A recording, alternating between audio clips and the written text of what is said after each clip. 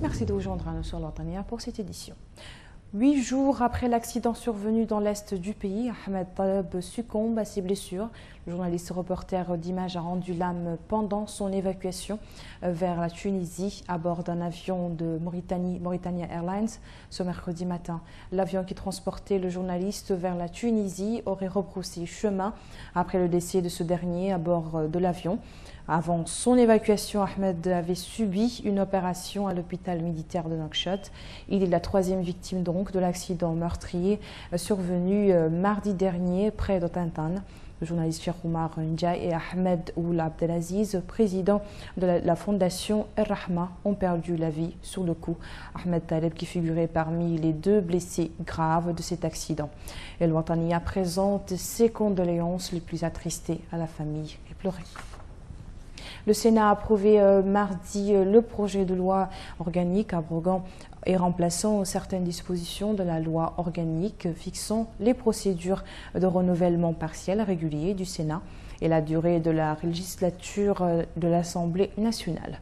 Le nouveau projet de loi introduit d'une modification au second article qui énonce désormais que le renouvellement concomitant des catégories B et C se fera l'année prochaine. Dans ses réponses aux interrogations des sénateurs, le ministre de l'Intérieur et de la décentralisation, Ahmedou Ould Abdallah, a précisé que le gouvernement était engagé à respecter les délais légaux de législature.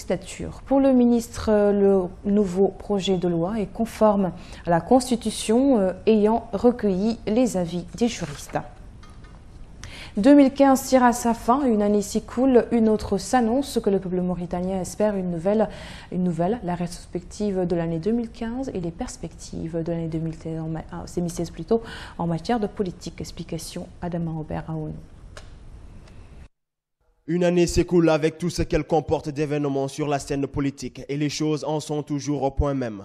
Le dialogue demeure à l'étape des limbes, la majorité et l'opposition continuent de se regarder en chien de faïence. Côté parole, tout coule de source, chaque parti rejetant la responsabilité de l'échec du dialogue sur son vis-à-vis. En acte, rien n'est fait, pas le moindre début d'entame du dialogue national inclusif sur lequel tout a été dit. Une année entière s'est écoulée et l'espoir des citoyens mauritaniens n'a pas été réalisé. Et c'est là que le bas blesse, que la majorité et l'opposition s'intripent, le peuple mauritanien n'en encure. Mais que les espoirs de tout un peuple ne soient pas pris en compte sous quelque prétexte que ce soit est une chose grave, qui ne sied pas à une république qui se respecte. Que de promesses non tenues, que de paroles vaines, que de temps perdu. Une année s'est écoulée sans qu'une solution ne soit trouvée pour entamer enfin de façon sérieuse le dialogue. Magnanime, le peuple mauritanien l'a été en 2015, le restera-t-il en 2016? Nous verrons si le pouvoir décidera enfin de ne pas perdre le coche, car lorsque le train de l'histoire aura pris son départ, il sera trop tard. À bon entendeur, salut. Une promotion de 50 sous-officiers et 90 préposés de douane porte le nom de feu brigadier Mbarek Oulebouna. 140 fonctionnaires des services de douane ont achevé une formation de 9 mois à l'école de police de Nouakchott.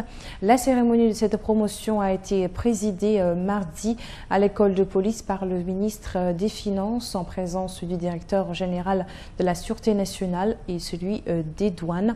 À cette occasion, et selon le ministre, cette nouvelle formation va renforcer davantage les efforts déployés par la Direction générale des douanes dans le domaine de la formation professionnelle. Une structure, selon le ministre, qui dispose des plus récentes et performantes versions du système informatique Sidonia. Selon les autorités, cette promotion a suivi un programme sélectionné et adapté à la mission dont elle sera investie. En dépit de l'abondance des produits d'hygiène buccale, le cure-dent, objet naturel emblématique de la Mauritanie traditionnaliste et bédouine, demeure toujours d'usage que le modernisme ne saurait effacer l'image. Depuis la nuit des temps, le cure-dent était pour son efficacité dans l'hygiène de la bouche et sa capacité à débarrasser ces dernières des microbes.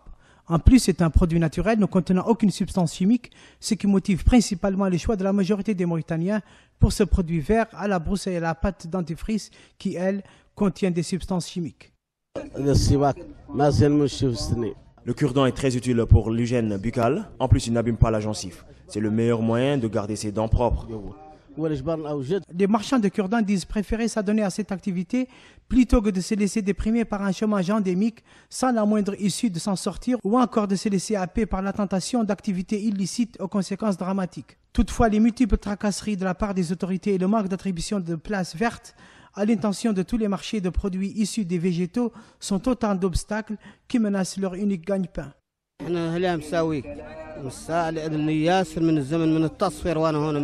Je suis marchand de cure-dents depuis 1989. Si j'avais trouvé un autre emploi, je l'aurais fait. Mais la nécessité, la pauvreté, ainsi que la volonté de gagner dignement ma vie, sans me déshonorer, m'ont conduit à ce métier, faute de mieux. Voilà tout.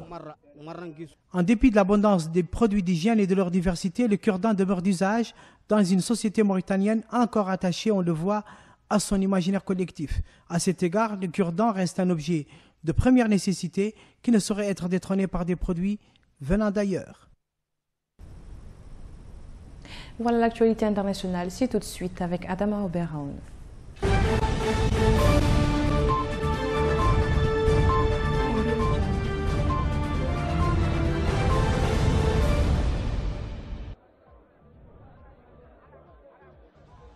C'était une journée très attendue et très observée ce mercredi en RSA. Les Centrafricains sont en effet appelés aux urnes pour élire leur président et leurs représentants. Des scrutins d'autant plus attendus qu'ils ont été reportés plusieurs fois, dont la dernière fois, la semaine passée, en raison de problèmes logistiques. Les bureaux de vote ont ouvert à 6 heures locales, même si de nombreux retards ont été constatés.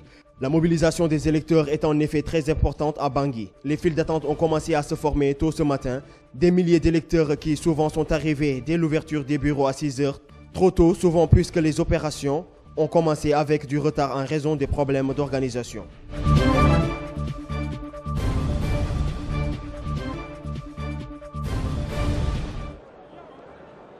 Il était en panne depuis 5 mois. C'est une tentative pour sortir de la crise qui agite le Burundi depuis l'annonce du 3e mandat du président Pierre Nkurunziza. La cérémonie s'est déroulée au palais présidentiel d'Entebbe en Ouganda avec les représentants du gouvernement, de l'opposition et de la société civile. Tout autour de la même table, sous la pression internationale, une centaine de personnes, une quinzaine de partis en tout, étaient présentes ce lundi matin pour faire entendre leur voix.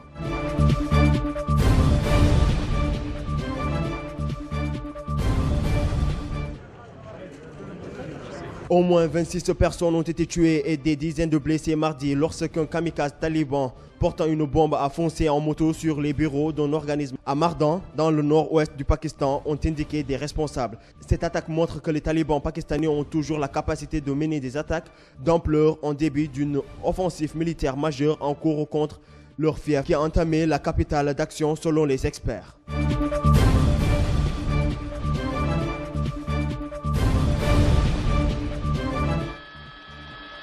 En Turquie, les autorités ont annoncé ce mercredi 30 décembre l'arrestation de 2 hommes en position d'explosifs et de détonateurs qui s'apprêtaient à commettre des attentats à Ankara, la ville du Nouvel An. Selon les services de renseignement, la Turquie, qui est en état d'alerte notamment depuis les attentats d'Ankara qui ont fait plus de 100 morts le 10 octobre dernier.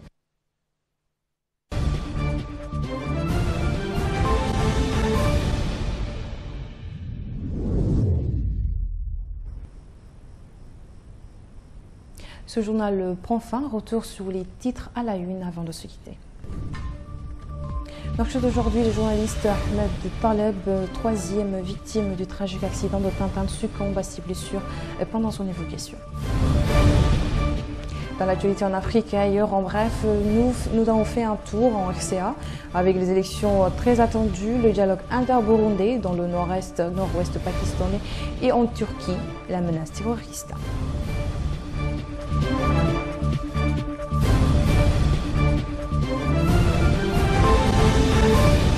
Retrouvez Tima Mohamed Fadel pour votre édition. Très bonne suite de programmes sur Al Wataniya. Bonsoir.